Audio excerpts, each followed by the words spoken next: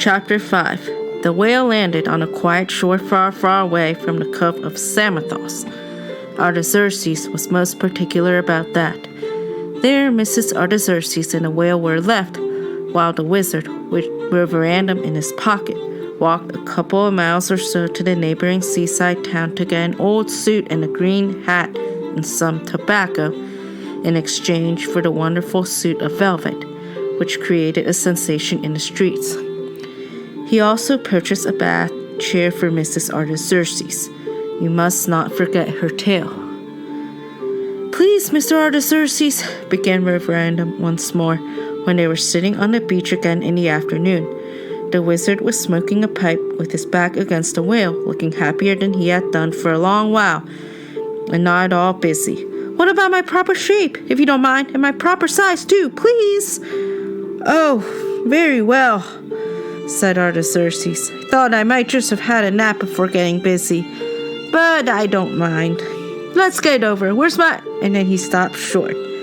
He had suddenly remembered that he had burnt and thrown away all his spells at the bottom of the deep blue sea. He really was dreadfully upset. He got up and felt in his trouser pockets and his waistcoat pockets and his coat pockets, inside and out, and he could not find the least bit of magic anywhere in any of them. Of course not, the silly old fellow. He was so flustered. He had even forgotten that it was only an hour or two since he had bought his suit in a pawnbroker's shop. As a matter of fact, it had belonged to, or at any rate had been sold by, an elderly butler, and he had gone through the pockets pretty thoroughly first. The wizard sat down and mopped his forehead with a purple handkerchief, looking thoroughly miserable again. "I really am very, very sorry," he said. "I never meant to leave you like this forever and ever, but now I don't see that it can be helped. Let it be a lesson to you not to bite the trousers of nice, kind wizards." "Ridiculous nonsense," said Mrs. Artaxerxes. "Nice, kind wizard, indeed. There's no nicer, kinder wizard about it. If you don't give the little dog back his shape and size at once, and what's more, I shall go back to the bottom of the deep blue sea and never come back to you again."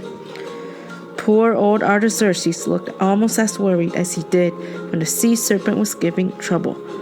"My dear," he said, "I'm very sorry, but I went and put my very strongest anti-removal spell preserver on the dog after Samathos began to interfere, drat him, and just to show him that he can't do everything, and that I won't have sand rabbit wizards interfering in my private bit of fun, and I quite forgot to save the antidote when I was clearing up down below.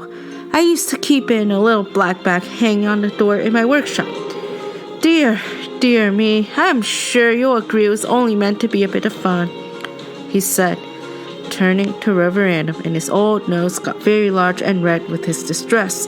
He went on saying, "Dear, dear, dearie me," and shaking his head and beard. He never noticed that Roverandom was not taking any notice, and the whale was winking. Mrs. Artaxerxes had got up and gone to her luggage, and now she was laughing and holding out an old black bag in her hand. "Ha ha ha ha ha! Now stop waggling your beard and get to business," she said. But when Artaxerxes saw the bag, he was too surprised for a moment to do anything but look at it with his old mouth wide open. "Come along," said his wife. "It is your bag, isn't it? I picked it up, and several other little oddments that belonged to me, on the nasty rubbish heap you made in the garden." She opened the bag to peep inside, and out jumped the wizard's magic fountain pen wand, and also a cloud of funny smoke came out, twisting itself into strange shapes and curious faces. Then Artaxerxes woke up. "Here, give it to me. You're wasting it," he cried, and he grabbed Roverandom by the scruff of his neck and popped him kicking and yapping into the bag before he could say knife. And he turned the bag round 3 times, waving the pen in the other hand, and, "Thank you, that'll do nicely," he said, and opened the bag. There was a loud bang, and lo and behold, there was no bag, only Rover, just as he had always been before he first met the wizard that morning on the lawn. Well, perhaps not just the same. He was a bit bigger, as he was now some months older. It is no good trying to describe how excited he felt, or how funny and smaller everything seemed, even the oldest whale, nor how strong and ferocious Rover felt. For just one moment he looked longingly at the wizard's trousers, but he did not want the story to begin all over again. So, after he had run a mile in circles for joy, and nearly barked his head off, "Ruff!" he came back and said, "Thank you," and he even added, "Very pleased to have met you," which was very polite indeed. "That's all right," said Artaxerxes, "and that's the last magic I shall do. I'm going to retire, and you had better be getting home. I have no magic left to send you home with, so you'll have to walk. But that won't hurt a strong young dog." So Rover said goodbye, and the whale winked, and Mrs. Artaxerxes gave him a piece of cake, and that was the last he saw of them for a long while.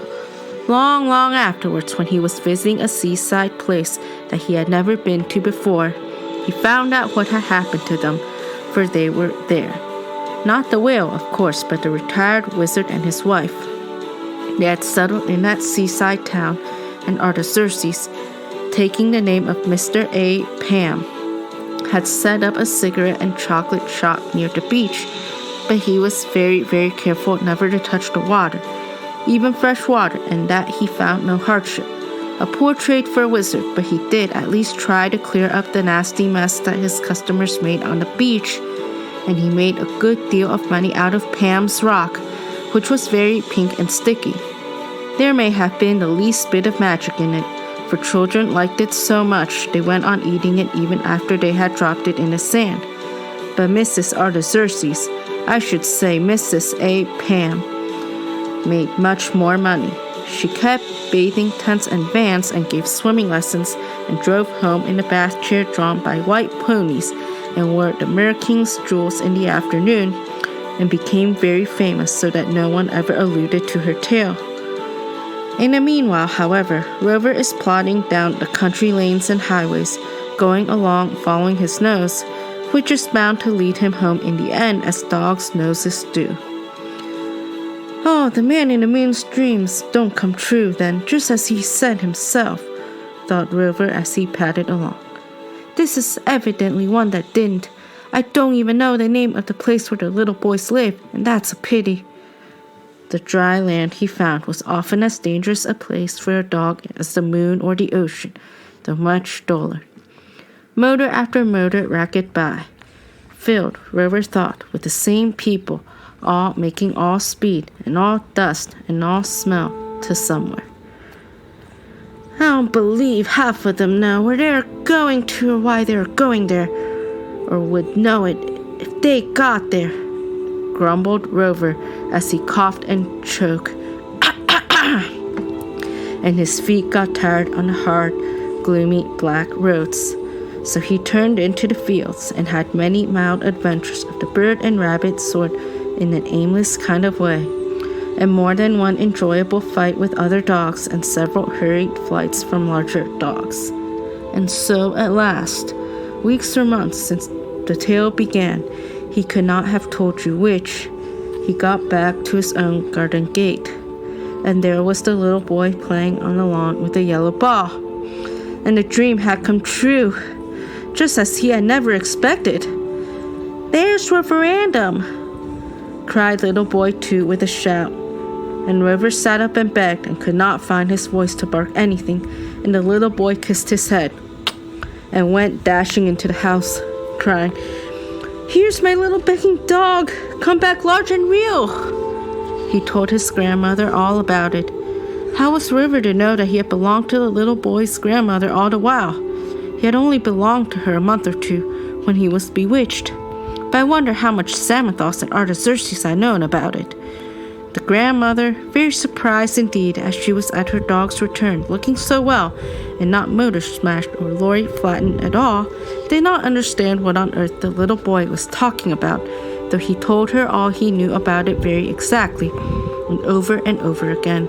She gathered with a great deal of trouble, she was of course just the weest bit deaf, that the dog was to be called Roverandom and not Rover, because the man in the moon said so. What odd ideas the child has, to be sure, and that he belonged not to her after all, but to little boy too, because Mummy brought him home with the shrimps. Very well, my dear, if you like, but I thought I bought him from the gardener's brother's son. I haven't told you all the argument, of course. It was long and complicated, as it often is when both sides are right.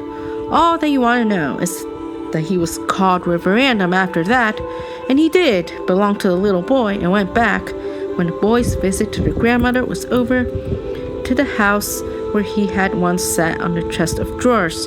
He never did that again, of course. He lived sometimes in the country and sometimes, most of the time, in the white house on the cliff by the sea. He got to know old Samothos very well, never well enough to leave out the P, but well enough when he was grown up to a large and dignified dog, to dig him up out of the sand in his sleep and have many and many a chat with him. Indeed, Roverandom grew to be very wise and had an immense local reputation and had all sorts of other adventures, many of which the little boy shared. But the ones I've told you about were probably the most unusual and the most exciting. Only Tinker says she does not believe a word of them. Jealous cat! The end. A poor trade for a wizard, but he did at least try to clear up the nasty mess that his customers made on the beach.